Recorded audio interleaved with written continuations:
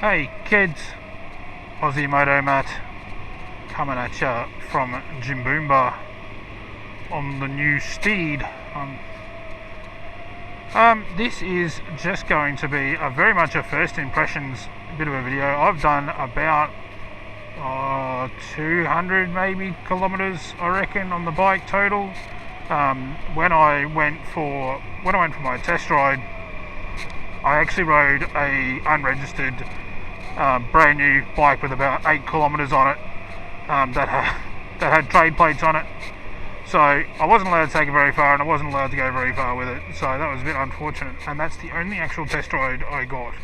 I did attempt to try and get a longer test ride in. Street triples in Queensland at the moment are very much few and far between. All the demos are being sold. They had a huge sale in Australia just before the end of the financial year, so yeah, they're hard to come by. So I bought this $19,000 bike on a very short test ride, and on just the history of the fact that I've owned trikes in the past, really. So first real impressions. Let's go there. It's the first 200 k's. The bike is still in running. Obviously, that's the first 1,000 or 1,500 kilometers, depending on which part of the owner's manual you read. So I haven't been able to ride it real hard. I haven't been able to really exploit anything that this bike is capable of. I've given it a few squirts here and there, just to see what it's like, and it is actually quite nice.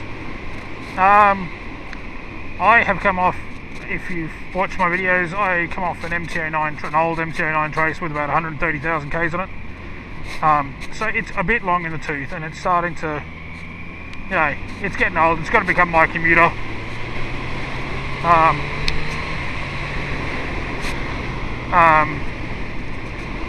But yeah, so I've jumped onto this. So anyone who's ridden an MT-09, and especially an MT-09 Tracer, would know how much of an upright bike that is.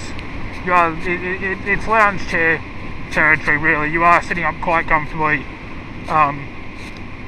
and this is far more aggressive than that. Now, I knew that when I went for my test ride. I went, okay, I'm buying something that's a little bit more aggressive than what I've been on. I've been on big sports touring bikes right up until I've gotten back on this, so ST1300 and a couple of cruisers and the MT-09. So this is, if you're coming from cruiser land and you think, or even sports touring land, and you think you're going to get on a super comfy bike that you can ride for 5 or 6 hours, it's probably not that bike. This is quite, especially in RS trim, you are quite a way forward. Like, people will say, oh no, it's an upright bike. It's an upright bike.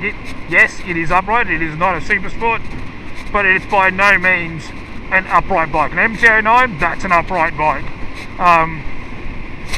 And then obviously big sports tourers, they're upright. This is not. This is definitely on the wrist a little bit. It's not, it's not terrible. I mean, you can let go and hold on with your legs, but it's definitely forward. Obviously, I haven't been able to exploit much of the bike yet. I mean, this bike is far better than what I am as a rider. I don't think I'll ever utilise the capabilities of the brakes and everything. But it is nice to know it's there if I need it, or if I ever want to use it, or if I ever want to do a track day. Some of the reasons why I went an RS over an R, one of the biggest ones being it's almost impossible to get an R in Australia. They are few and far between. Team Moto, the guy that I was working with at Team Moto down at Springwood, on Moss Street, as most Southeast Queenslanders will know, he basically said he doesn't even bother getting the R's in, just because the price tag difference in Australia, I think, is $1,800.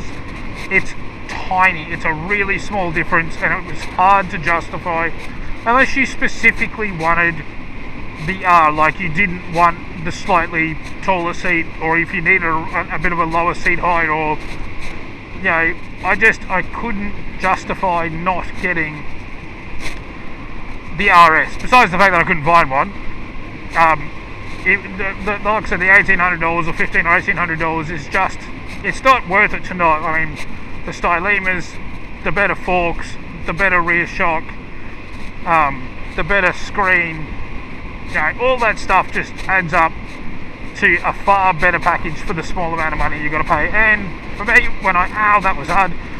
For me, when I bought it, it was on sale anyway, so the price of this was actually the price of an R on recommended retail pricing. So I saved $3,000 and ended up going out and spending $500 and having heated grips and stuff put on, which are brilliant. It's great to have integrate like proper heated grips, not just sort of add-on ones.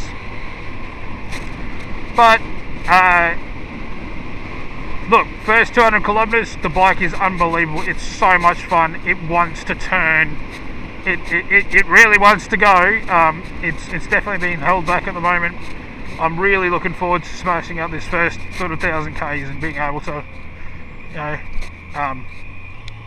utilize what the bike's capable of and actually take it for a bit of a squirt up the mountain there, which is Mount Tamborine. I'm so close, so lucky to live so close to that. But that's it for me. I'll see you in the next review, which will probably be in a couple of weeks when I've got a few more kilometers on it and I might be able to actually ride it a little bit more. Alright guys, keep it upright.